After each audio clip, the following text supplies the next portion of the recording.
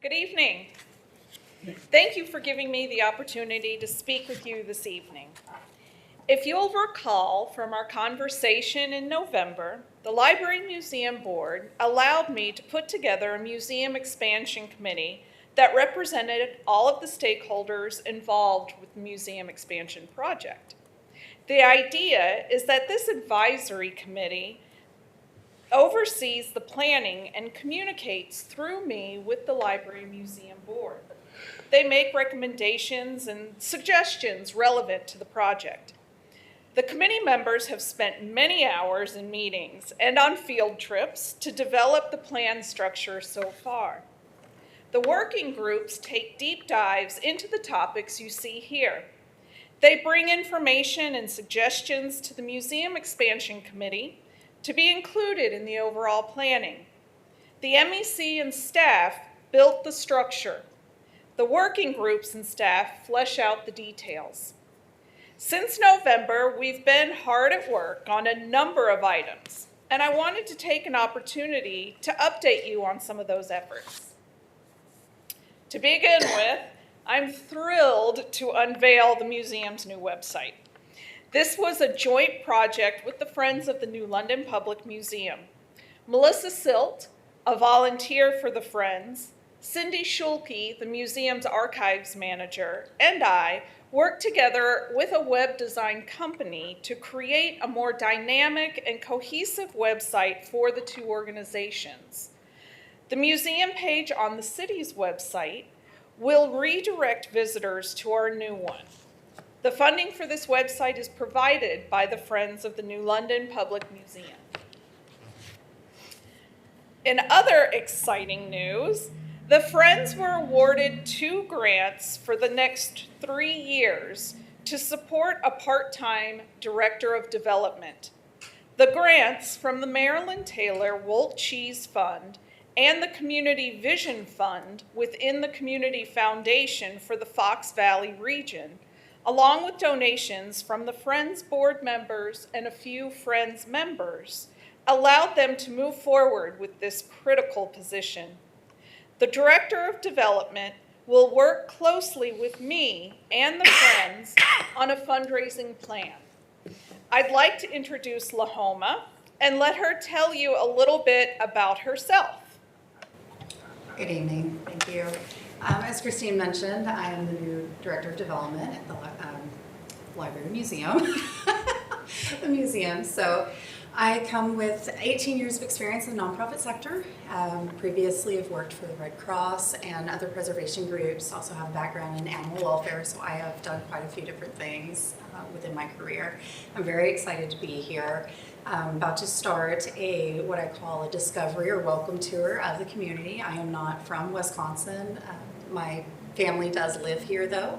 They relocated while I was in college and have been trying to get me up here ever since, and I finally gave in 2 years ago. I currently live in Neenah with my 13-year-old daughter, and we do love the community so far, but I'm sure that I will see many of you in the coming weeks, and I will be in and out of the office part-time, but I do have space there, so anytime anyone has any questions or would just like to pop in and say hello, I'd be more than happy to entertain that. So thank you so much for having me.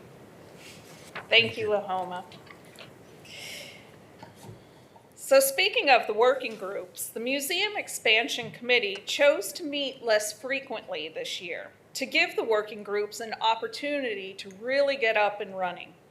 The 3 groups that are active right now are public relations, programs, and building. We hope to start the fundraising working group in the near future. Each of the active groups have met a few times already this year to develop specific goals and to start implementing a variety of initiatives. Let's start with the public relations working group. Their objective is to increase public awareness of the museum expansion project and start a dialogue with our community. The focus for the year is taking the message to the people. We want to meet people where they are and talk about the project. Find out what they've heard about it, what they think about it, and really listen to their insights and thoughts.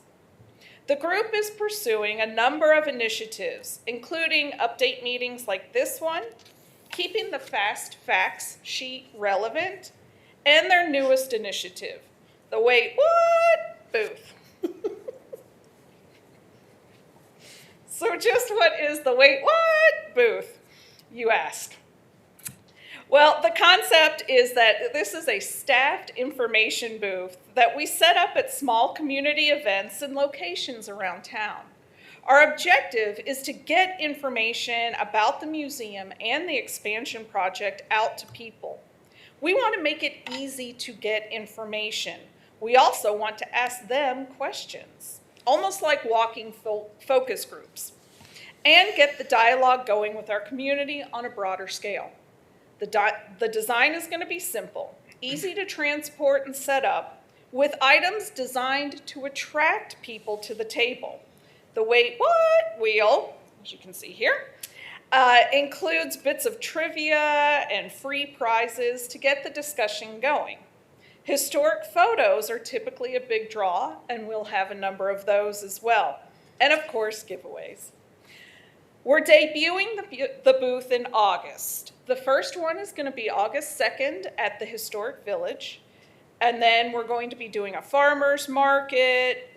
We will be at the museum's Water Spaniel meet and greet. If you ever wanted to pet a American Water Spaniel, that'll be August 13th. August 22nd at the Friends Group Brat Fry at Thrivent. And of course at the September 6th Hatton Park dedication celebration. We'll continue to add dates throughout the fall. We do have an evaluation form that we will fill out with each booth. At the end of the year or season, the Public Relations Working Group will look over the forms and decide if the concept is working and if it's useful. Our newest working group is our programs group. The objective of this group is to create a framework for the educational programs offered at the museum. They are guided by the museum's education mission, which is to enhance the visitor's experience through dynamic collections-based programs. The museum strives to encourage inquiry-based learning and a deeper understanding and appreciation of our collections. Our programs will maintain the reputation of the museum as a high-quality and trustworthy content provider to the public. The group is focusing on developing an education master plan, using the Grand Rapids Public Museum's master plan as a guide.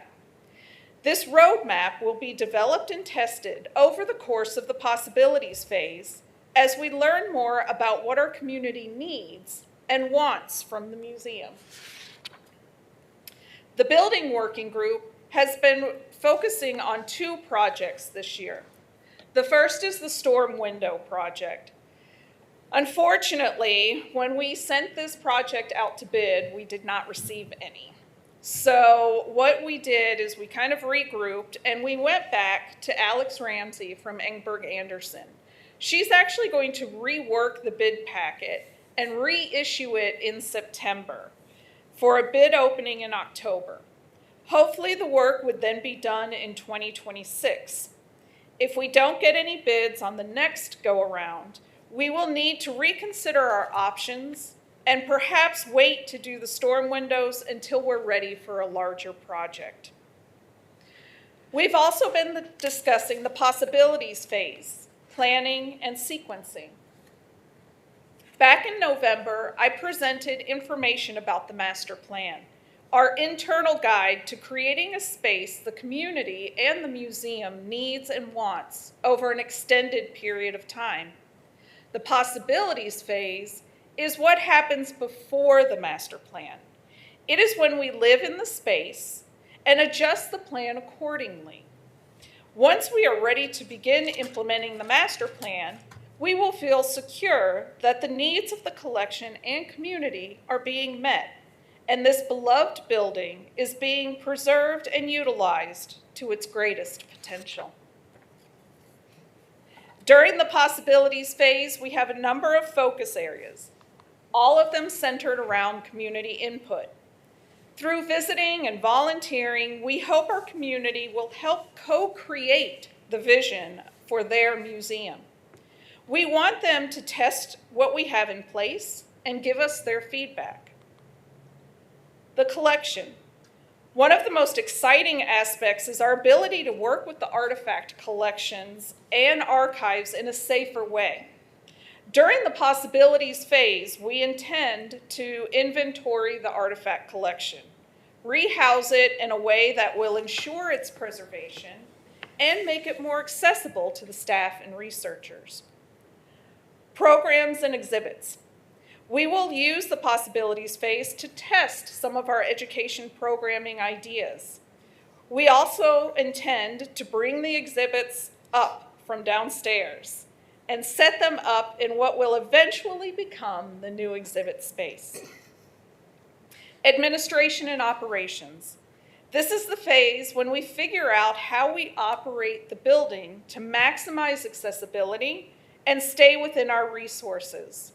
Do our budget expectations match reality? And what new avenues of revenue can we explore? Fundraising. Working with LAHOMA and the working group, we want to set the master plan and operations up for success by creating and implementing a fundraising plan. And of course, the facility. We want to live in the space and make changes to the master plan on paper as needed so that when we do start working on construction documents, we will feel confident that we have a good plan in place and ready to go. As we talked about in November, we set the space up like a stage set, using temporary walls and tape to figure out if our ideas for the layout are actually going to work. That is the main idea behind this phase, exploring the possibilities.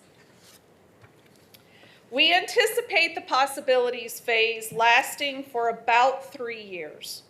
In order to make the planning for this phase more manageable, we've broken it down into smaller periods of time. Right now, we are focusing on the first 6 months. We are investigating 2 different avenues of work. The first plan is looking at doing some remodeling to the building's interior on the south side, the original museum building, before we move the exhibits upstairs. The other involves moving into the space immediately. Both of these plans have pros and cons.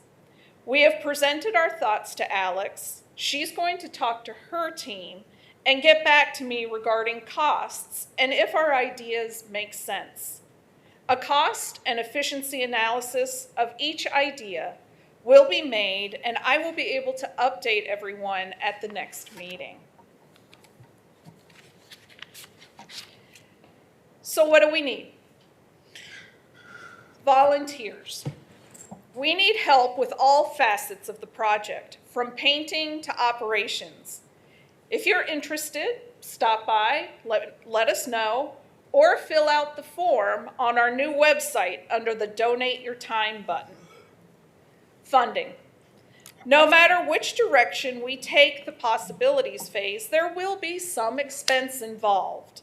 Right now, we are working on a budget, and it is our goal to have more details again at our next meeting. Getting the word out. Help us get the word out to the community.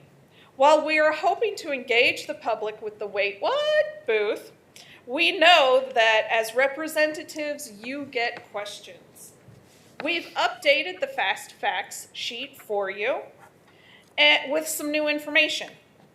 One of the changes you will notice, I do have those here tonight, I'll give them out just before we leave, is that we've included the approximate number of items the museum cares for in its collection.